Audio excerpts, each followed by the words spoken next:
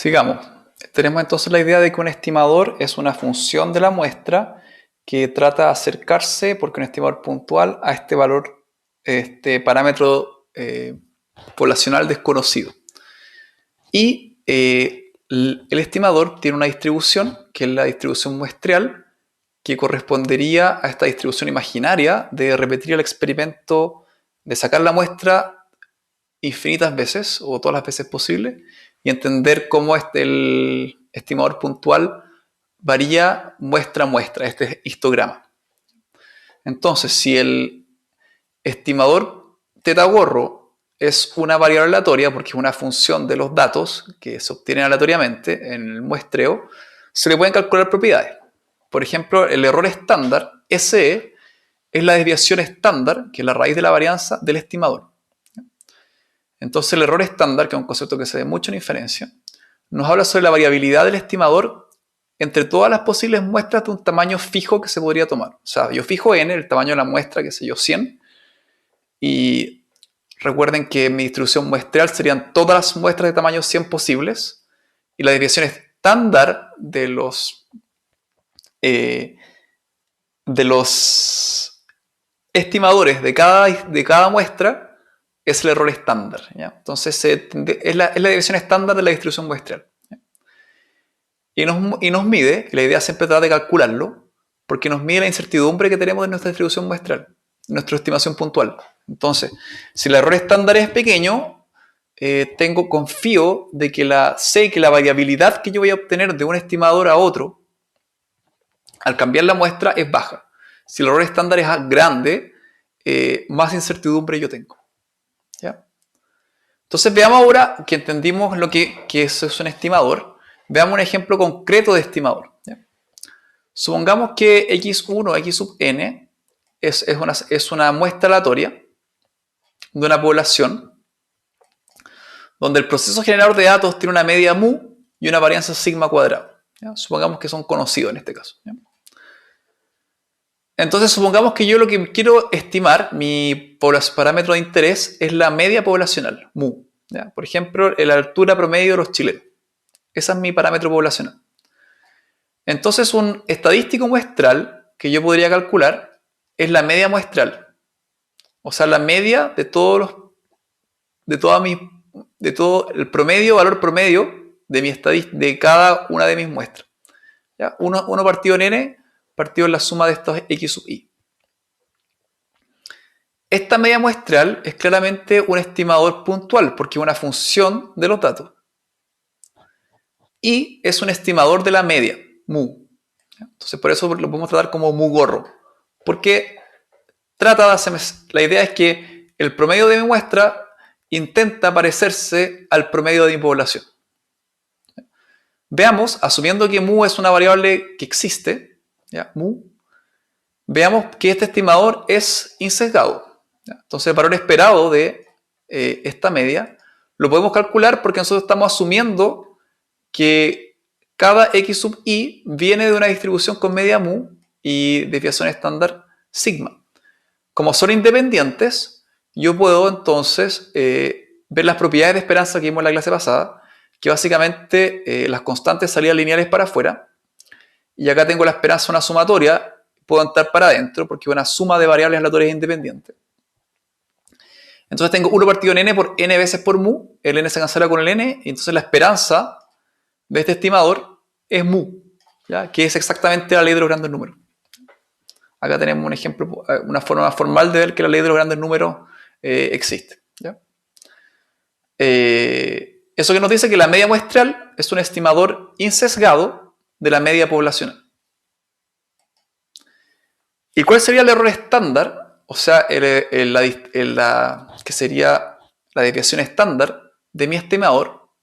Acuérdense, la desviación estándar del estimador consiste en la desviación estándar de la distribución muestral, ¿ya? Entonces sería la raíz cuadrada de la varianza de este estimador, donde x barra, que es el promedio, se puede calcular porque nuevamente x sub barra es una función de mis datos y es una función donde suma y donde promedia variables aleatorias que son idénticamente distribuidas e independientes.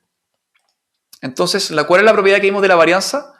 Que la varianza de las constantes la saca al cuadrado en vez de linealmente. Entonces, reemplazo acá mi definición de mi variable aleatoria promedio. El n sale al cuadrado. Después la varianza entra acá adentro y tengo n veces la varianza de cada de x sub i. Esta varianza es sigma cuadrado y n partido en n cuadrado es n. Entonces la varianza de mi estimador promedio es sigma cuadrado partido en n. Si le aplico la raíz de eso, esta es la clásica fórmula, que es la raíz que apareció cuando le puse la definición del teorema central del límite, pero no la expliqué mucho.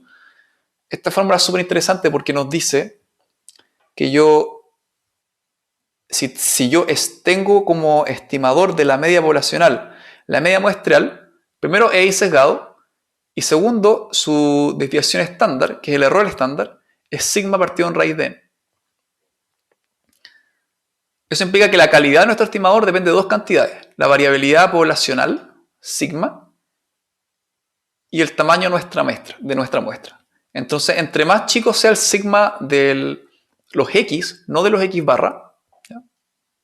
O sea, cuánto varía la altura, cuánto es la varianza, la desviación estándar de la altura de los chilenos, no la altura promedio.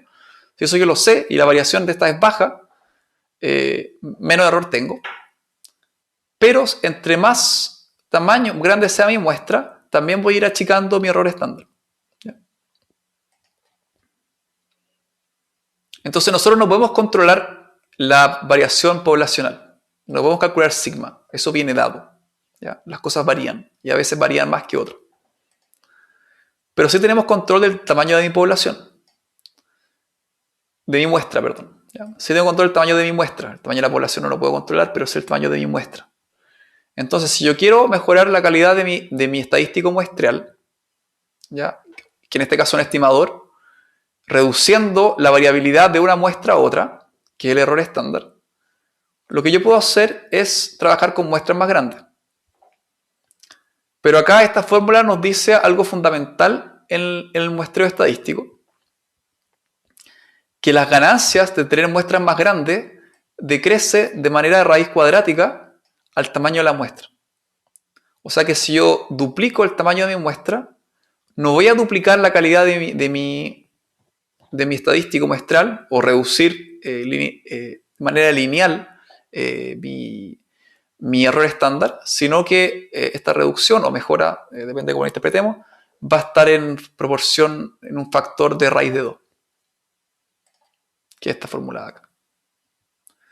Entonces, ¿qué es lo que...? Esto sí que es complejo, se va a entender mucho mejor ahora cuando en el siguiente ejemplo que vamos a hacer teórica, vamos a simular y calcular empíricamente la sampling distribution de un ejemplo y vamos a ver cómo todas estas cosas se relacionan. Pero lo importante que quiero que me queden hasta acá es un estimador, si es una variable aleatoria, mientras que el parámetro poblacional no lo es, o sea, teta es constante, teta gorro es una variable aleatoria. Teta gorro tiene una distribución que corresponde a todas las muestras posibles que yo podría tomar del mismo tamaño. El tamaño de la muestra es algo que yo puedo controlar.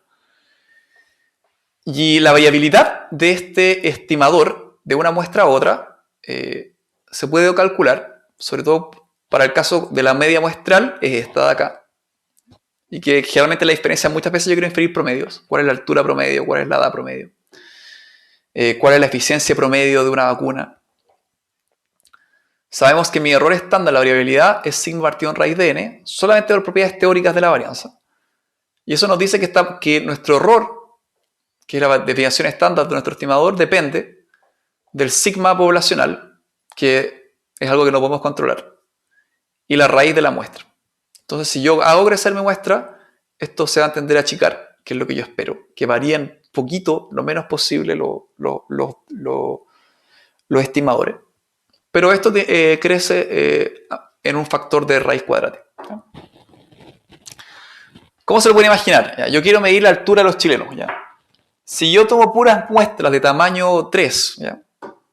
3 personas las mido un promedio, 3 personas las mido un promedio. El error que tengo va a ser sigma partido en raíz de 3. Y sigma sería la variabilidad real de altura de todos los sensual de todos los chilenos. Pero si yo tomo muestras grandes, de qué sé yo, 100.000, 10.000, 1.000.000, la variabilidad que hay entre muestra y muestra va a ser mucho más chiquitita, ¿ya? Porque las cosas, y eso tiene que ver con el tren central del límite, los extremos se van a cancelar más y las cosas van a ser más estables. Entonces, claramente, hacer crecer la muestra me asegura, asumiendo que las muestras están bien construidas, que la variabilidad entre una muestra y otra va a ser más baja, entonces mi error es más bajo. Pero lo asegura en una cantidad de factor de raíz de 2. Eso. Conceptos muy importantes. Por favor, hagan pause, madúrenlo. Y si no les queda tan claro, vamos a ver ahora con un ejemplo concreto en el siguiente video de cómo trabajar con una distribución muestral.